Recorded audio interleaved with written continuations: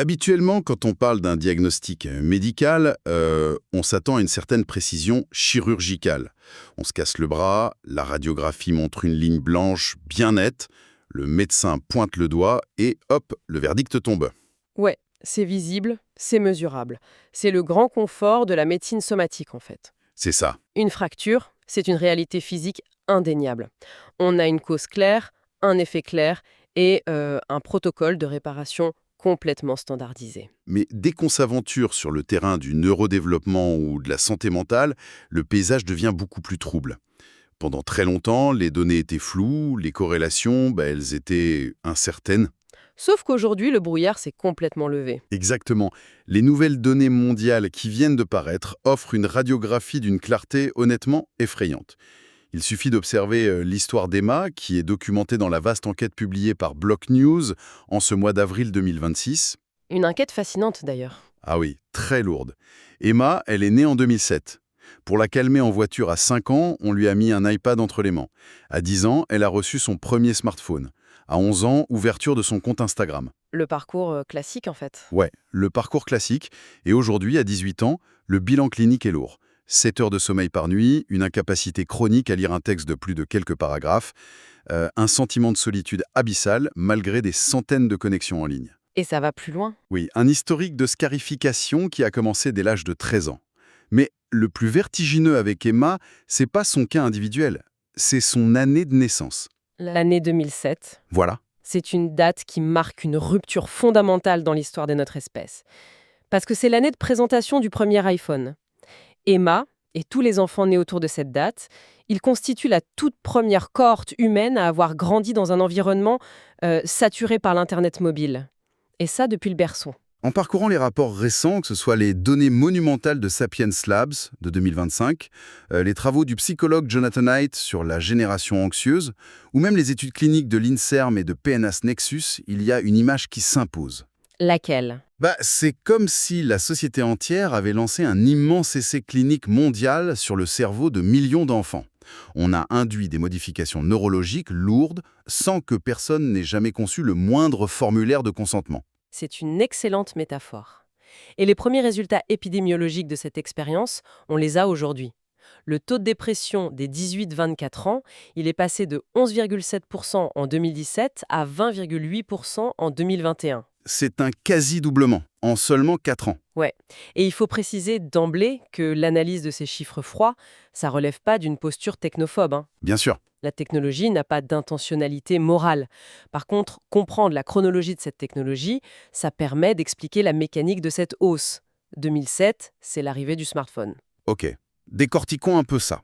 Pourquoi 2007 précisément, Evelyne? Ce qui est fascinant ici, c'est que ça signifie que les parents de cette cohorte sont les premiers à avoir eu un écran connecté en permanence dans la poche dès la naissance de leur enfant. Et ensuite, 2010 marque l'arrivée de la caméra frontale sur les téléphones et le lancement d'Instagram. Et les enfants nés en 2007 ont alors 3 ans. Le timing est implacable. Exactement. Et après arrivent les années 2014 à 2016. L'explosion des formats courts. Voilà, le défilement infini avec l'adoption massive de Snapchat puis de TikTok, la génération 2007 a alors entre 7 et 9 ans. L'âge critique, non? Complètement. C'est la période où le cerveau commence à forger l'identité sociale et l'estime de soi au sein d'un groupe. Et pour couronner le tout, 2020, les confinements liés au Covid. À 13 ans, l'âge exact de l'entrée dans l'adolescence, ces jeunes sont coupés de leurs interactions physiques. Et l'écran devient la seule interface sociale disponible. Ce que le psychologue Jonathan Haidt démontre, c'est qu'il ne s'agit pas d'un simple changement d'outil. C'est plus profond que ça. Bien plus. C'est une redéfinition totale de l'enfance. Historiquement, le développement cognitif et social de l'enfance est toujours appuyé sur le jeu physique. Un jeu ancré dans le monde réel, synchrone? C'est ça, non enregistré, qui implique la gestion de conflits en face à face, l'apprentissage des limites physiques. Et en l'espace de 5 ans, entre 2010 et 2015, on a remplacé cette architecture millénaire par une enfance basée sur le téléphone. Une enfance asynchrone, désincarnée, où chaque interaction est mesurée et conservée. Exactement. Mais si on s'arrête là-dessus un instant, parce qu'il y a un argument qu'on entend très souvent. Ça consiste à dire que chaque génération panique face aux habitudes de la suivante. Ah oui, le fameux syndrome du « c'était mieux avant ». Voilà. On a crié à la catastrophe avec l'arrivée des romans, de la télévision, des premiers jeux vidéo, même des calculatrices. Est-ce qu'on n'est pas simplement en train de répéter le même cycle de panique morale avec les smartphones? C'est une question légitime. La comparaison avec la télévision est hyper courante, mais elle occulte une différence biomécanique majeure. C'est-à-dire? La télévision, c'était un objet statique. Elle restait dans le salon, elle proposait un flux unidirectionnel et surtout elle s'éteignait. Ah oui, c'est vrai. Le smartphone, couplé aux algorithmes des réseaux sociaux, c'est un environnement portatif, interactif et qui est conçu spécifiquement pour être inépuisable. Il suit l'enfant à l'école, à la table familiale, jusque dans son lit. Ça, c'est permanent. Totalement. Et les biologistes du développement alertent sur le fait que l'altération radicale de l'environnement immédiat d'un organisme juvénile, ça entraîne inévitablement des modifications structurelles de son développement. Donc c'est pas une question de morale. Non, c'est une règle d'écologie comportementale pure et simple. Et justement, l'ampleur de cette altération, elle vient d'être chiffrée avec une précision inédite par Sapien Labs en 2025. Et on parle pas d'un petit sondage sur un campus universitaire, là. Non, c'est massif. Le Global Mind Project repose sur les données de 2 millions de personnes, réparties dans 163 pays. L'étude utilise ce qu'ils appellent un quotient de santé mentale, une échelle standardisée très rigoureuse. Et les résultats sont effrayants. C'est le mot. Il montre que si un individu a reçu son premier smartphone à 13 ans, son score de santé mentale à l'âge adulte se situe autour de 30. Ce qui est déjà une base. Mais si cet accès a eu lieu à l'âge de 5 ans, le score s'effondre littéralement à 1. Ce grand écart entre 30 et 1, ça nécessite une explication clinique pour ceux qui nous écoutent. Sur cette échelle, un score de Krant indique un individu capable de gérer le stress quotidien. Quelqu'un de fonctionnel. Voilà, capable de maintenir des relations stables, d'être productif. Un score de 1, en revanche, ça signale une détresse psychologique sévère. C'est-à-dire, concrètement, on parle de pensée intrusive constante, d'une incapacité à réguler ses émotions et d'un fonctionnement social lourdement entravé.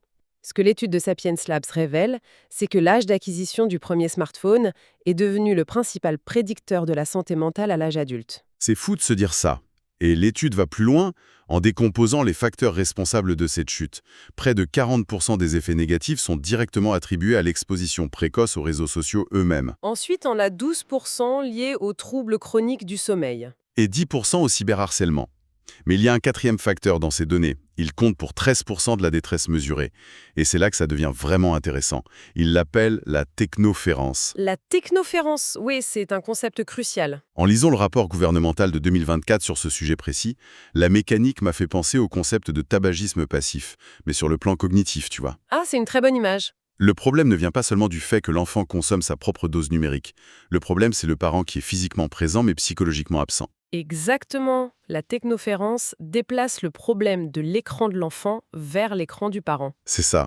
Un parent absorbé par son fil d'actualité, il capte plus les regards de son bébé. Il répond pas à ses babillements avec le bon timing et il cesse le jeu au sol.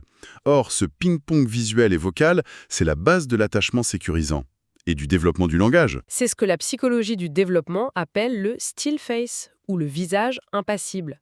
Lorsqu'un bébé sourit ou babille et que le visage du parent reste figé et inexpressif parce qu'il lit un email ou scrolle sur une application, le système nerveux de l'enfant interprète ça comme une anomalie. Un danger? Oui, un signal de danger carrément.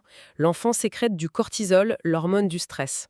À long terme, cette technoférence crée des carences affectives qui se traduisent par une plus grande vulnérabilité à l'anxiété. Donc l'enfant est doublement pénalisé. Exact.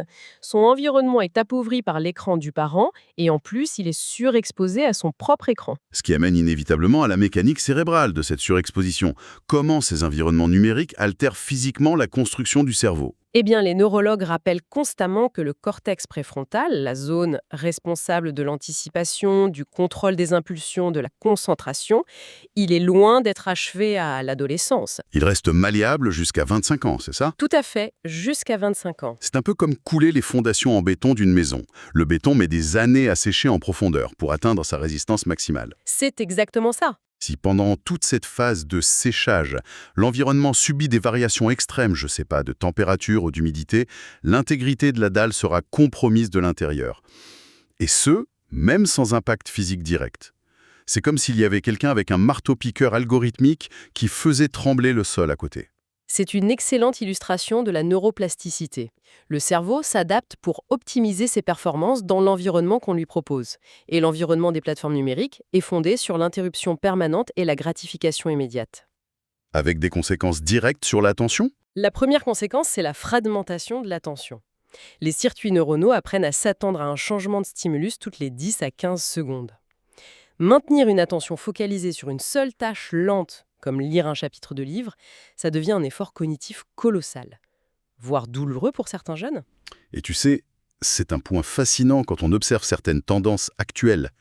L'incroyable essor des formats purement audio, comme les longs podcasts ou les documentaires sonores, ça répond en grande partie à ce besoin de guérison cognitive. C'est très vrai, le succès de l'audio n'est pas un hasard. Pour beaucoup d'adultes et de jeunes, écouter une conversation d'1 heure en format podcast audio sans la moindre sollicitation visuelle clignotante, c'est devenu un refuge.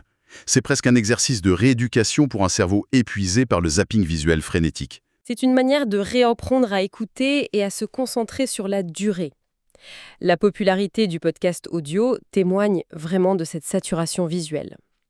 Mais le problème va au-delà de l'attention. Il touche aussi au circuit de la motivation, géré par la dopamine. Ah, la fameuse dopamine. Les réseaux sociaux fonctionnent sur le principe de la récompense aléatoire. On scrolle, parfois on trouve quelque chose de drôle, parfois non. Comme une machine à sous. Littéralement. Cette imprévisibilité maintient le cerveau en état d'alerte dopaminergique constant, et chez un cerveau en développement, ça fausse le seuil de base de la récompense. Donc le reste de la vie devient ennuyeux. Exactement. Les activités du monde réel qui demandent un effort avant d'offrir une satisfaction, elles paraissent subitement mornes, lentes, sans intérêt, en comparaison de la densité de microstimulation du téléphone. Faut aussi évoquer l'impact métabolique, particulièrement le sommeil. Un gros morceau, ça aussi. Les sources médicales insistent sur le fait que la lumière bleue émise par les diodes des écrans bloque la sécrétion de mélatonine, l'hormone de l'endormissement. Oui, un adolescent qui consulte son téléphone le soir dans son lit, il retarde physiologiquement l'arrivée de son sommeil d'environ 45 minutes, sans même s'en rendre compte. C'est énorme, 45 minutes chaque nuit. Et les études de l'INSERM montrent qu'aujourd'hui, les adolescents français dorment en moyenne 7 heures. Ils accumulent un déficit de sommeil chronique massif par rapport aux 9 heures requis pour le nettoyage cérébral nocturne. Et j'imagine que le manque de sommeil exacerbe tout le reste. L'irritabilité, la baisse de vigilance et surtout la vulnérabilité émotionnelle. Ce qui nous amène à la donnée la plus alarmante du rapport de Sapiens Labs en fait. Quelle? Quand on isole les statistiques par genre, la crise prend une dimension tragique pour les jeunes filles. 48% des jeunes femmes âgées de 18 à 24 ans, qui ont reçu leur premier smartphone vers 5 ou 6 ans, déclarent souffrir de pensées suicidaires persistantes. 48%, c'est près d'une jeune femme sur 2. Et ce chiffre redescend à 28% si l'accès a été retardé à 13 ans. Une telle disparité exige qu'on analyse les mécanismes en jeu. Bah oui, pourquoi les filles sont-elles frappées avec autant de violence par rapport aux garçons du même âge? Les chercheurs pointent directement l'architecture des plateformes qui dominent leur temps d'écran. Instagram, Snapchat, TikTok. Ces espaces sont structurés autour de la représentation visuelle de soi, Et de l'approbation sociale. quantifiés par des likes et des vues. Sur le plan de la psychologie évolutive, l'adolescence, c'est la période où l'individu, et particulièrement la jeune fille, est hyper sensible à son statut au sein du groupe et aux signaux de rejet. Et les plateformes exacerbent cette vulnérabilité. Elles imposent des filtres esthétiques algorithmiques qui fixent des standards de beauté littéralement impossibles à atteindre dans le monde réel. On assiste à une hyperquantification de l'approbation sociale. La valeur d'une adolescente semble dépendre uniquement de l'engagement généré par son image. Et le phénomène qui verrouille ce piège psychologique, c'est l'évolution du cyberharcèlement. La Fanny Gaulier-Briand, qui est pédopsychiatre, détaille cette mécanique dans une publication récente. Oui, son travail est très éclairant. Autrefois, la dynamique du harcèlement scolaire, bien que destructrice, elle obéissait à des frontières physiques et temporelles. Les rumeurs, les moqueries, elles s'arrêtaient à la grille de l'école. La chambre à coucher restait un sanctuaire où le système nerveux pouvait redescendre en pression. Ce sanctuaire a été totalement anéanti. Avec un smartphone connecté en permanence, l'exclusion et le harcèlement s'infiltrent sous les couvertures à minuit. Ça ne s'arrête jamais. Jamais. Une moquerie n'est plus un événement passager. C'est un contenu publié, partagé en temps réel avec des centaines de pairs et gravé numériquement. C'est terrifiant. Et l'adresse Gaulier-Briand indique que l'augmentation fulgurante des admissions aux urgences psychiatriques pour des gestes suicidaires et des troubles alimentaires très sévères chez les jeunes filles, ça a débuté autour de 2017 et 2018. Ah, c'est un détail chronologique majeur, parce que ça prouve que le point d'inflexion a eu lieu des années avant le Covid. Exactement. La pandémie a fonctionné comme un accélérateur sur un système cognitif qui était déjà fragilisé depuis 2017. Mais face à cette accumulation de données neurobiologiques et statistiques, il y a un écueil méthodologique classique. L'argument de l'œuf et de la poule. Voilà. Ne pourrait-on pas simplement se dire que les jeunes qui souffrent d'anxiété sociale ou de dépression ont naturellement tendance à fuir le monde physique pour se réfugier davantage sur les écrans ?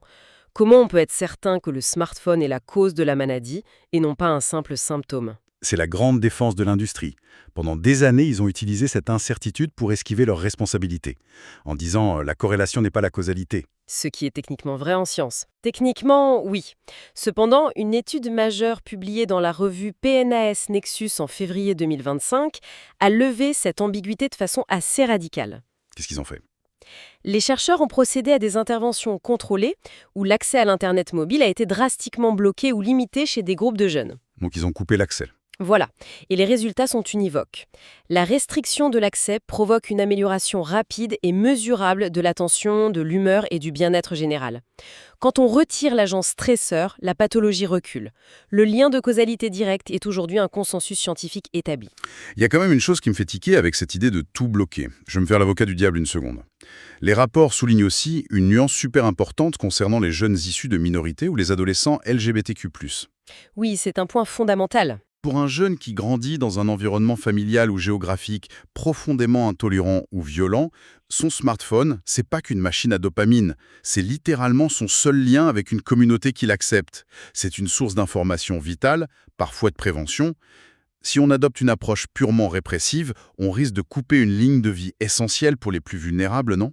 Cette observation est centrale dans la littérature sociologique. Le numérique possède un pouvoir de connexion inestimable pour briser l'isolement, faut pas le nier. Donc on fait quoi alors? Eh bien, le consensus scientifique ne préconise pas l'éradication de l'outil informatique, ni la fin des communautés en ligne. Ce qui est incriminé, c'est le modèle économique sous-jacent des plateformes actuelles, l'économie de l'attention. L'algorithme en fait. C'est ça. L'ingénierie algorithmique conçue spécifiquement pour créer de la dépendance et maximiser le temps d'écran par l'exploitation des failles psychologiques. C'est ça qui est toxique. Pas le fait qu'un adolescent cherche du soutien auprès de ses pairs. D'accord, donc le constat médical est posé, la causalité est prouvée et la nuance sociologique est intégrée. Alors, qu'est-ce que tout ça signifie pour nous? La question glisse inévitablement vers la réaction de la société face à cette urgence en 2026. On observe quand même une multiplication d'initiatives législatives. Oui, l'interdiction des téléphones dans les collèges français, des décrets similaires en Italie, en Belgique francophone. On a même vu la santé mentale des jeunes déclarée grande cause nationale en France, avec des dizaines de milliers de secouristes en santé mentale formés. C'est un pas en avant. C'est un pas en avant, oui, mais quand on regarde l'ampleur des dégâts exposés par l'étude Mentalo de l'INSERM, interdire le téléphone de 8h à 16h, ça semble dérisoire. C'est comme essayer d'écouper un navire qui coule avec une petite cuillère à café. On laisse le champ libre aux plateformes pendant toutes les heures de la soirée et de la nuit. C'est toute la limite de l'approche actuelle, tu vois. Ça fait peser la charge de la régulation uniquement sur l'école et sur les parents. Et c'est pas suffisant. Pas du tout. La neuroscientifique Tara Tyagarajan alerte sur le fait que la responsabilité parentale individuelle a atteint ses limites. Demander à des parents déjà épuisés par leur journée de travail de réguler seuls l'usage de leurs enfants, c'est leur demander de gagner une guerre de l'attention contre les systèmes algorithmiques les plus sophistiqués et les mieux financés de l'histoire humaine. C'est David contre Goliath, mais Goliath a des milliers d'ingénieurs. C'est un combat asymétrique totalement perdu d'avance. D'autant plus que les entreprises technologiques opèrent en toute connaissance de cause. Faut se rappeler des fuites de documents internes, notamment celle de 2019 chez Meta. Ça a démontré que l'industrie savait depuis longtemps. Ils avaient leurs propres données. Exact. Leurs propres données internes prouvaient que l'usage intense de leurs produits augmentait significativement les troubles de l'image corporelle et même l'idéation suicidaire chez les adolescentes.